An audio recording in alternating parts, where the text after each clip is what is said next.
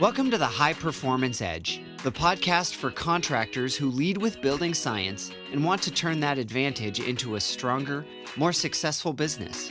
Whether you're in HVAC, insulation, solar, or home performance, we dig into strategy, sales, marketing, operations, hiring, and customer service approaches that power stable, more profitable companies. Hear from top contractors and industry experts as we explore what it takes to thrive as a very different kind of contractor. Here's your host, founder and CEO of Energy Circle, Peter Troast. Hey folks, thanks for being here. You may have caught wind that Google has been moving the furniture around lately. The last few months brought a wave of changes, some that we think are very significant, that touch just about every contractor trying to get found online. To help make sense of it, I'm joined by Abby Yolda, Energy Circle's Director of Digital Strategy, who lives and breathes this stuff every day. We work through the whole list, starting with the widened search bar and more prominent new AI mode button, what appears to be the leading edge of a much bigger Google shift toward AI-driven search. Then we get into their latest spam and core updates, their new guidance for optimizing for AI, and a review policy shift that puts in question whether it's okay for happy clients to name specific people in their reviews. We finish on a feature we think is quietly getting more important, Ask Maps, which drops an AI mode style experience right into Google Maps. These are big changes, and the interview cuts to the chase of what you need to know. Let's dive in. Abby, great to have you. Yeah, great to be here. So we are here today to talk about some very substantial changes in the sort of Google world, changes to search that we believe are pretty significant for the high performance contracting audience. And no better person than Abby Yolda, our Director of Digital Strategy, to talk to us about this. She deals with this on a day-to-day basis and is deeply enmeshed. So let's start with the search bar, and why don't you explain what it is exactly in a little more detail than what I said, and then where you see the implications. Yeah. So with the search bar, I mean, you might have seen some of the big headlines that this has been the biggest shift in the search bar in 25 years. Some people, it didn't even take them by surprise and didn't even realize it's been implemented and rolled out on their search bar.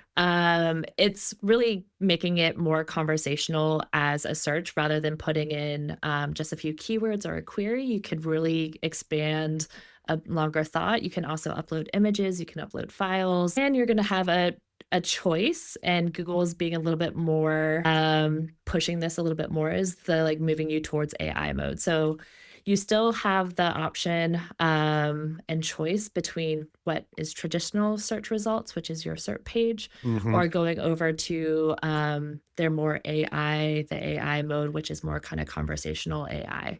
That's really the biggest change. But you'll see if you start typing in, and if you really start typing in the paragraph, that search bar is going to expand and really open up the query bar. You can still do a voice query as well. So that option is there, but it's really becoming a more conversational search and moving it more towards that integrated AI environment that Google's expanding out across their Gemini system. Got it. Yeah. And so just I think previously what happened is you did a normal search. Yeah. When you got your result page, you had the AI mode tab up towards the top, but it was somewhat obscure, right? People who have grown to see it, knew that it was there. Yeah. But what would happen, depending on the nature of the search, is you would either get a standard, if it's a very standard contractor search, like heat pump contractor near me, you probably get a normal kind of set of results. But anything that would had a more educational component to it would typically generate AI overview as an answer. And so do you think that this new move is going to sort of make the proportion of AI mode grow relative to the AI overviews? Potentially. I think for people who maybe are not as aware that they are toggling between two different kind of search systems might be getting filtered into AI mode first. Yeah. People who are very much being more experimental into AI mode and really like that experience are probably going to be very much early adopters of that. And then I think as this continues to roll out and the experience continues to change, we're going to see a lot of shifting between the two. Another significant change that I've noticed, not so much from the search bar, but when you get your AI overview results, sometimes you might notice that there's a follow-up chat response Yeah. asking you for a follow-up question, and you can interact within the SERP results itself, which is also a fairly new thing. So you'll get a little prompt underneath the AI overview with your initial results that you could either ask for further clarity or provide more detail to get a more nuanced response from your initial query. And Got so it. this is just a continuation of both going towards either a further AI mode or Yeah. stronger AI overview, and like continuing to change up how we see traditional search and like having these two different environments. Yeah. And you can see Google is really pushing or trying to guide people towards what I'm imagining is their ideal roadmap path. Got it. I even noticed on Safari the other day, I use Safari on my iPhone and Google search. On that side, they're trying to push you back over to like using Google and the Google app and going over to AI mode even Yeah. from Safari. So they're trying to like Yeah. cross app hop as well, or Yeah. cross browser hop. Yeah, I think essentially the bottom line is all indications are they are pushing AI Yeah. mode pretty strongly. Now, when you're in AI overviews versus AI mode and you've got a list of contractors, I think we're noticing that there are some distinctions there in terms of where the links go. So let's talk a little bit more about that. Yeah. So I think an AI overview, you kind of get a mix of links. You might see some organic search links. You might have some Google Business Profile links. And then below that, you'll have your sponsored results and you'll have your typical organic search results. And then you have your knowledge panels. If you get a knowledge panel for Google Business Results, you might still have a local pack. And you have other SERP features still. So it is becoming still a very crowded and slightly messy real estate. Yeah. Um, It would appear in AI mode that all of the links that we've seen and are links that pop up a Google Business Profile in the same screen. So you don't leave it; it just pops up. So that I think imposes a sort of a new standard and a new way to think about the importance of your Google Business Profile. Not that it was unimportant before. We've known it to be super important, but oh yeah, we've leaned into Google Business for years now. forever, right? But suddenly I think this even, gets it even more important. And it's a little bit more of a kind of almost like a scrolling behavior where you click on the first link you see a Google Business Profile. If you don't like what you see and on that one, you click the next one and it just pops up the next one. So that sort of almost quick view of what your Google Business Profile looks like becomes increasingly important. And things like photography and, what immediately shows up suddenly take on kind of new importance. Yeah. And so making sure every single possible field or feature within your profile, like making sure those are filled out and like they're staying relevant, is really important. And that's something that we work on for all our contractor clients. Gotcha. Okay. Well, we're going to eventually get to the whole discussion of, optimization for AI and so forth. But that's the change, I think, in terms of the search bar. And I guess one more thing just to ask about, which is at the moment, not a lot of advertising is showing up inside of AI mode.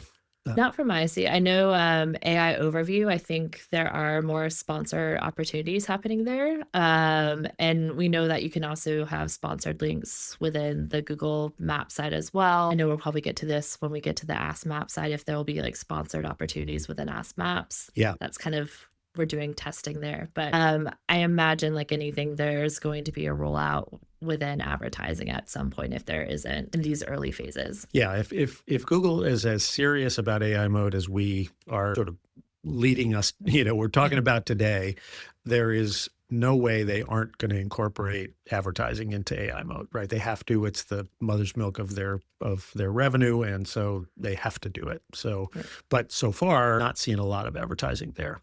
Yeah. And another area where I'm not seeing advertising is still in Gemini, where it's your own like kind of personalized Google, Gemini, LLM search space. Yeah. Okay.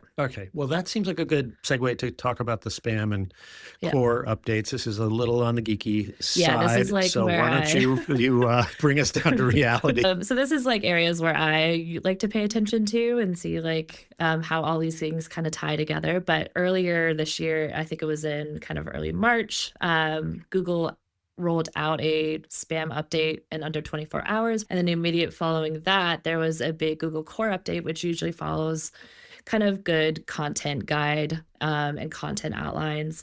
And so having a spam followed by another core update meant that there was some big changes happening within Google. Yeah. Spam updates usually mean that they're trying to kind of clear out bad offenders of people who are trying to hack how they're trying to show up in Google results. And then core updates are usually there to readjust and reset the algorithm for those who are trying to put out good content and meet the qualities of what we call the EAT, the EEAT guidelines. Got it. Now, knowing that the search bar came out about a month and a half later, you can very clearly see that this was a roadmap leading to clear out the worst offenders through the spam update, recalibrate with the core update.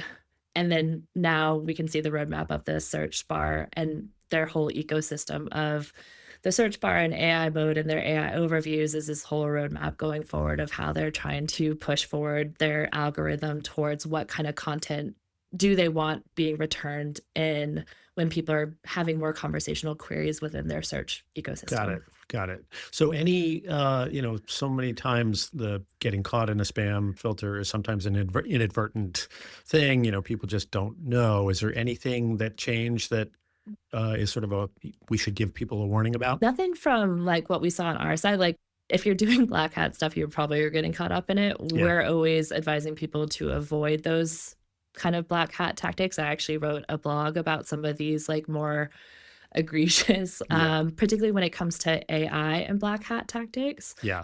So those are always things to kind of look out for is like, I don't know, like those mirror sites or having really bad, like particularly when you have AI as a tool in your toolbox, like AI content scaling, when it's not going to be useful to a user.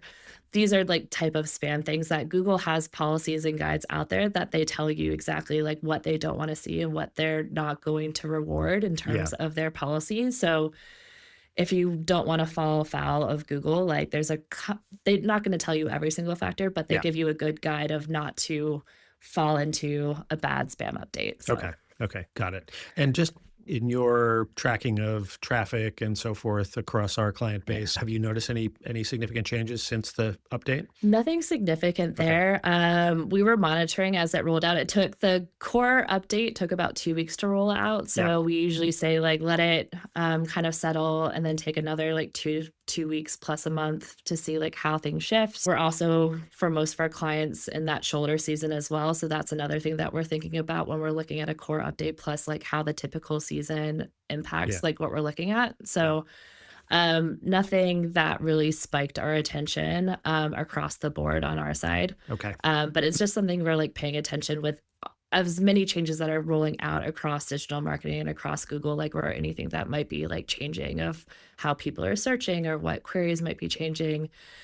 Looking at a lot of the good content guides that are coming out from Google, like our content practices are always meeting like what Google is recommending in terms of like how they want users to find good, valuable content. Gotcha. So, that's perfect exactly. Transition to the discussion about this optimization guide. So just to be clear, Google put this thing out, sort of giving guidance. And just to give a little bit of background here, everyone has obviously heard of the old practice and current practice of search engine optimization. This, what had become a very kind of science, and we've studied it deeply, and we've been working on it forever for our clients, and being very effective at knowing what Google wants and sort of creating good content and practice in order to accommodate that and to be successful. And then when AI came along, the whole SEO world kind of went up in arms about, well, wait a second, we've now have these new things. And for a while it was called generative engine optimization, GEO. It seems like the new term that's sticking a little bit more is answer engine optimization, AEO.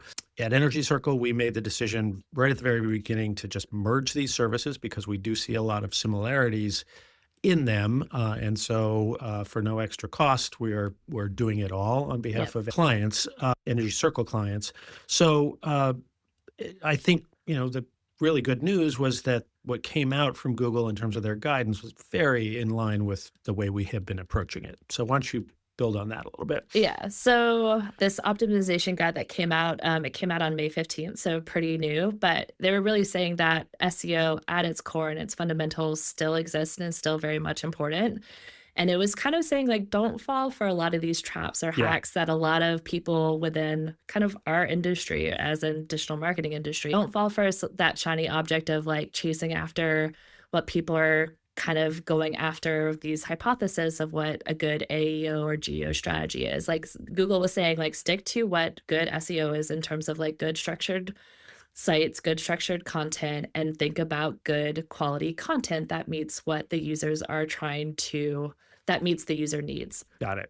And so they like gave a few examples of some stuff that like don't rewrite your content or chunk up your content specifically for AI. Like you still want to write content that is human readable and it answers the human question. One thing they also said was don't necessarily like go after kind of a commodity content, but think about something that like gives your company or brand that authority. So don't just like kind of put out a really generic listicle, like maybe like go a little bit deeper and like go for us, like we talk a lot about building science and like Yeah. the expertise behind building science. So like we could easily lean into the building science behind some of these things with a lot of the services that our clients offer. So Got it.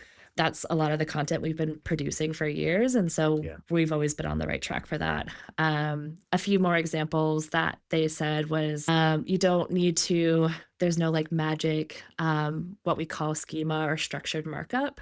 There's no magic AI schema that you need to chase after or go after. We implement schema markup as standard across all our Energy Circle websites anyways.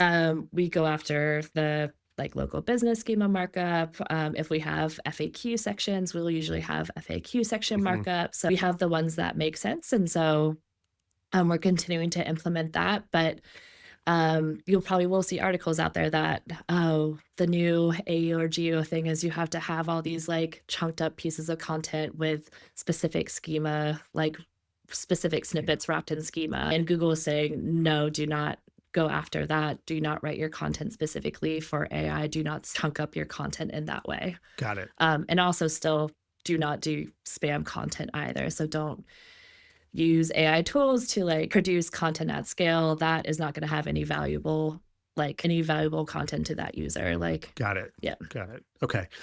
Something just to inject here, because I know the question comes up a lot, is just the whole question of Google's dominance of it as the starting place where most people still do their search. And so even though we are watching all of the LLMs, ChatGPT and so forth, very closely, and we've always paid close attention to Bing as a search engine, the new reality is that it is still a very dominantly like 95% Google world in the data that we're seeing coming in. Not to say that makes the traffic coming from an LLM unimportant. One of the things we've noticed is that the conversion rate from ChatGPT in particular is about 2 times as high as the Google is, but it's a tiny fraction of the searches. It's very, very small. It's but 1%, right? Yeah. So okay. Yeah. But this is again a very nerdy change with Google that probably again only within the team will notice is under Google Analytics 4, they have introduced a new default channel that gets reported within the Google Analytics environment, which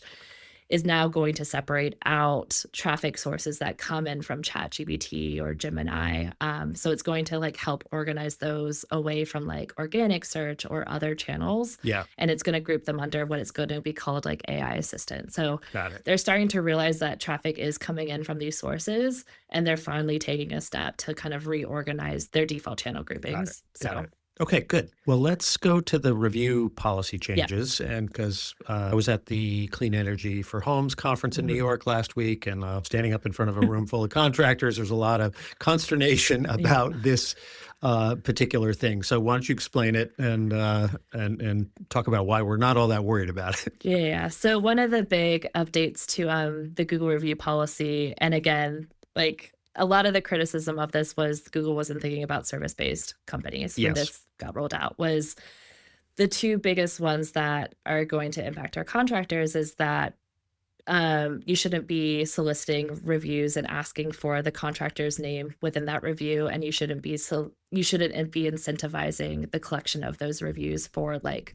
say if your technician is out at a home, you shouldn't be incentivizing them to collect a review at volume. Right. And so yes, that is going it seems like that's a big shift from how a lot of our contractors do operate. Cause Yeah. like when you're in the home, that's a great opportunity to, you just did a great job for them. You want to get a review while you're in person after doing a great job. Yeah. We aren't seeing a lot of those reviews getting pulled off of our contractor sites. And the reason for that is because what Google is trying to prevent is, again, going back to kind of the spam policies, they're trying to pattern flag spam where people are just going out and saying, like, oh, hey, thanks, Bob, for that great job.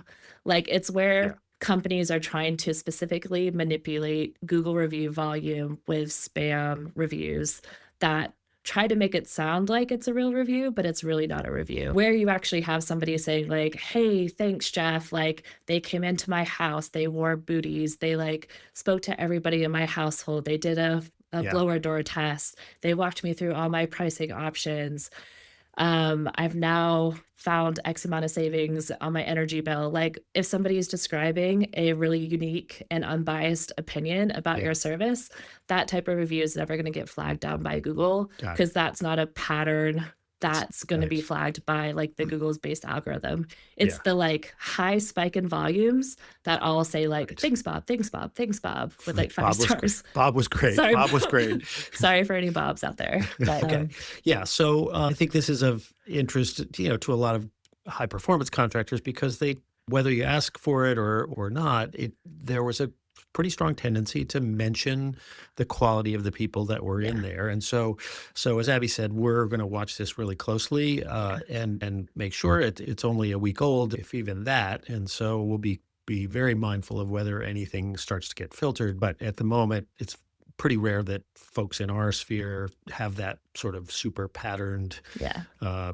sort of approach, and so far so good, right? Yeah. Yeah. And I would just say though, like I would always be careful if there are any tactics that feel like it is a little bit manipulative. Yeah. There are some times where a technician might be in a home and it's like, hey, I get $25 if you give me a review. Like that Yeah. can kind of be like on Yeah. the edge of just bad practice in general. And like I think that's also what Google is trying to get rid of is like those type of Yeah. tactics in the home. Obviously, Google is not in the home with that person to like be monitoring what happens. Yeah. But I think that's kind of the intent behind a lot of these changes to the policy updates is like those pressure tactics Yes. that customers just don't want to see. And then also how it manipulates the spam that you see then online that influences Got it. what people are reading on the review side when they're trying to vet a contractor to reach out to. And no change at all to what we've always said, which is always better if the review can contain content about the service, right? Yes. About what happened, about the problem that that the service Yeah. was potentially designed to solve, Yeah. and so forth. So that all Yeah. of that remains. Genuine, authentic content is always great for Yeah. reviews. So Yeah. okay, last topic we want to talk about is this relatively new, Yeah. but we think Still, increasingly. like it got rolled out in May, so like Yes, called Ask Maps. So Ask Maps is a little button that exists when you are inside the Maps environment, either on a phone or on a desktop, and it produces a very kind of AI-like experience, right? And so, well, let's say a little bit more about this and why we think this is something to be watched pretty carefully. yeah. So again, this is another change towards a conversational experience Yeah. of changing maps into something that's having a more conversational back and forth. Yeah. So rather than just typing in like restaurants near me, and then you have to kind of vet of like, okay, like let me look at the reviews. What type of restaurant do I want? You can put a longer query in, and the AI experience is going to kind of start to understand like what the intent is and be more predictive of like what it's going to return to you, rather than just filtering through the kind of business profile factors in terms of how it returns. Got it. So, and you also get like, it's closer to AI mode and what it returns as well. So you get a profile snippet, but then you also get a little bit of an AI mode snippet of like a little bit more information. Yeah. So when we were testing it out earlier we were testing out with like running Garmin stuff in Denver, which is very PT. And then we did switch it over to heat pumps in Maine. But it was, I could see how the heat pump one was very close to a standard when we were just doing like heat pump contractors near me search, which was like more typical like map search. Yeah. And I was seeing similar results, but you do get like more information, but like the results were fairly similar. Yeah. But I could see how like having a more conversational experience might start to change up again, how people might be doing research or how people might start to explore how they might find a contractor rather than starting that search in, say, the new traditional search bar, which would take you either to traditional shirts or like AI mode. Yeah. We talked a lot now about how search and how people are searching is becoming more like diversified across. It used to just be like you just go to Google and you just ask Google. Now you have a lot of different ways in Google how you can have a conversational query being asked and answered. And you also have all these LLMs out there. So there's a lot of different ways how people are going to be finding their way to you and doing their own research. And like people are going to eventually find their own preferences of how they like to receive information out in the world. Yeah.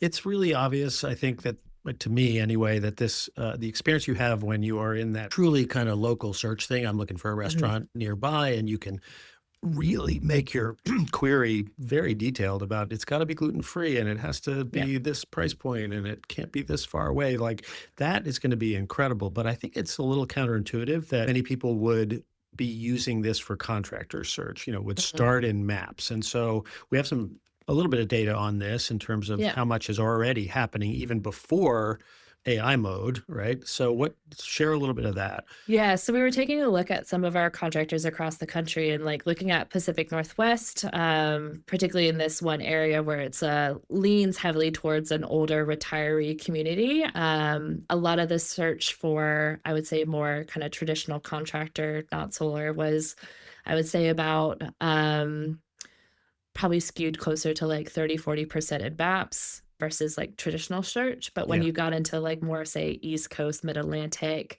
that dropped to maybe like 15-20% in maps versus search, which is like a more normal range of generations. Okay. And that's even kind of surprising to me that people are starting a contractor search inside of maps. And I think what we're watching closely here is that it is this Ask Maps feature, even though it's somewhat counterintuitive that you're going to ask maps about a contractor. It just, the label seems a little odd.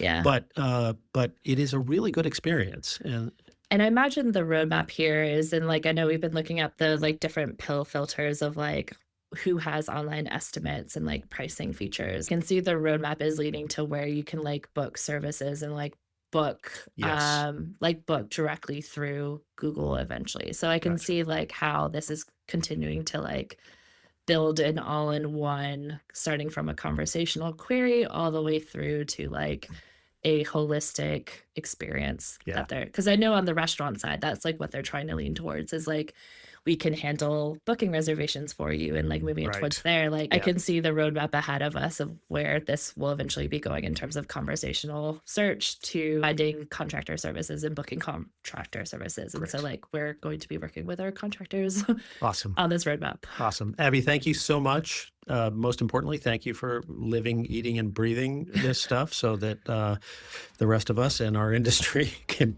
get the benefit of your knowledge. This has been great. Hopefully useful to all of you. Thanks a lot. Yeah, great. Thank you.